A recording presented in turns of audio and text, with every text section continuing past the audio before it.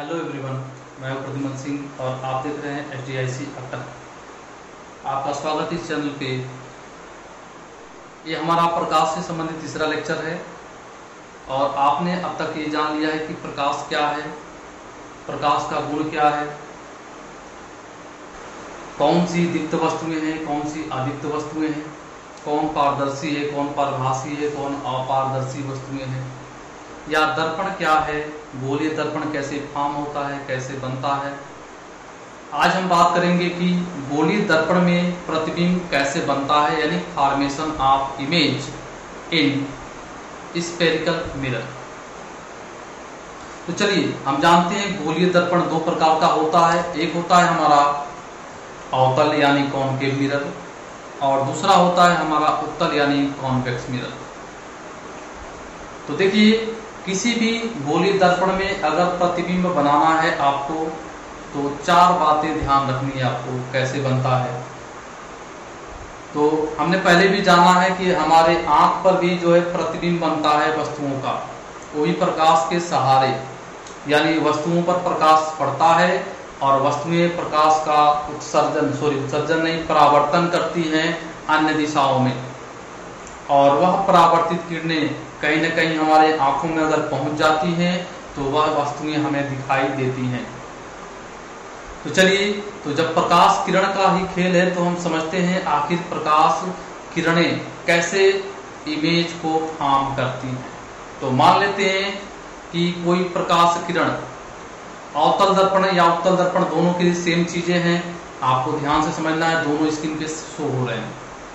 अगर कोई प्रकाश किरण मुख्य अक्ष के समांतर किसी वस्तु से या प्रकाश स्रोत से, अगर किसी गोलीय दर्पण यानी अवतल या उत्तल दोनों पर ही बात कर रहे हैं हम, तो पहला है अगर कोई प्रकाश किरण मुख्य अक्ष के समांतर, मुख्य अक्ष ये हमारा जो मुख्य अक्ष है इसके समांतर अगर आपतित होती है तो दर्पण से टकराने के पश्चात या फिर कहें अपवर्तन के पश्चात जैसे ही परावर्तित होती है तो यह फोकस से होकर जाती है। जी हाँ, जो प्रकाश किरण मुख्य अक्ष के समांतर आपतित होती है वो परावर्तन के पश्चात फोकस से होकर जाती है, यानी मुख्य फोकस से होकर जाती है। ठीक है। दूसरा पॉइंट है कि जो प्रकाश किरण, ध्यान देना आपको, दूसरा पॉइंट है जो प्रकाश किरण वक्रता केंद्र से होती हुई आपतित होती है, जो प्रकाश किरण वक्रता केंद्र से होती हुई आपतित होती है वो दर्पण से परावर्तन के पश्चात, वह दर्पण से परावर्तन के पश्चात किससे होकर जाती है, तो देखिए अपने ही पथ में वापस हो जाती है। फिर से ध्यान देना है, जो प्रकाश किरण वक्रता केंद्र से होती हुई आपतित होती है तो दर्पण से टकराने के पश्चात वो अपने ही पथ पर वापस हो जाती है या परावर्तन के पश्चात अपने ही मार्ग में लौट जाती है। तीसरा पॉइंट आपने ध्यान देना है, तीसरा पॉइंट पहले का ही विलोम है, अपोजिट है, यानी जो प्रकाश किरण मुख्य फोकस से होकर आपतित होती है, जो प्रकाश किरण मुख्य फोकस से होकर आपतित होती है वो परावर्तन के पश्चात मुख्य अक्ष के समांतर हो जाती है, यानी जो फोकस से होकर आएगी वो मुख्य अक्ष के समांतर हो जाएगी। ठीक है। चौथा पॉइंट है कि देखिए, अगर कोई प्रकाश किसी समतल दर्पण पर पड़ती है तो परावर्तन के पश्चात जिस कोण पर आती है उसी कोण पर वापस हो जाती है। ठीक है।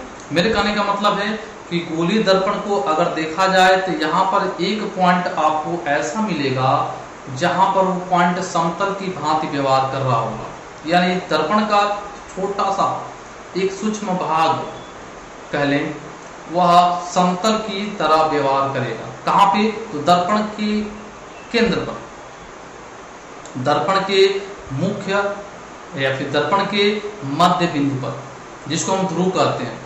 यानी कि मेरे कहने का मतलब है कि अगर कोई प्रकाश किरण दर्पण के मध्य बिंदु पर आपतित होता है तो मान लीजिए अगर वो 30 अंश पर आपतित हुआ है तो परावर्तन जब होगा उसका तो वह मुख्य अक्ष के साथ पुनः 30 अंश का कोण बनाते हुए वापस हो जाएगा, यानी जिस कोण पर आया है उस कोण पर वह दूसरी दिशा में या मुख्य अक्ष के दूसरी ओर 30 अंश के कोण पर चला जाए।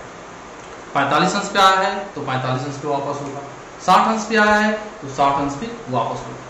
मेरे कहने का मतलब है कि अगर कोई प्रकाश किरण गोलीय दर्पण के मध्य बिंदु पर आपतित होता है तो परावर्तन के पश्चात, ठीक है, परावर्तन के पश्चात अगर मुख्य अक्ष के साथ थीटा कोण पर आया है तो बिना दूसरी दिशा में वो मुख्य अक्ष के साथ थीटा कोण पर वापस हो जाए। तो चलिए, ये वीडियो जो था वो इमेज का फॉर्मेशन था। आगे बने रहिए आप, और भी जो है कि इसके जो डिजिटल फोटोज हैं इमेज के बनने का, वो आपको स्क्रीन पर दिखाया जा रहा है, उसको समझिए। अगर वीडियो अच्छा लगा है तो लाइक करिए, अगर नए हैं आप तो चैनल को सब्सक्राइब करिए, शेयर करिए। धन्यवाद।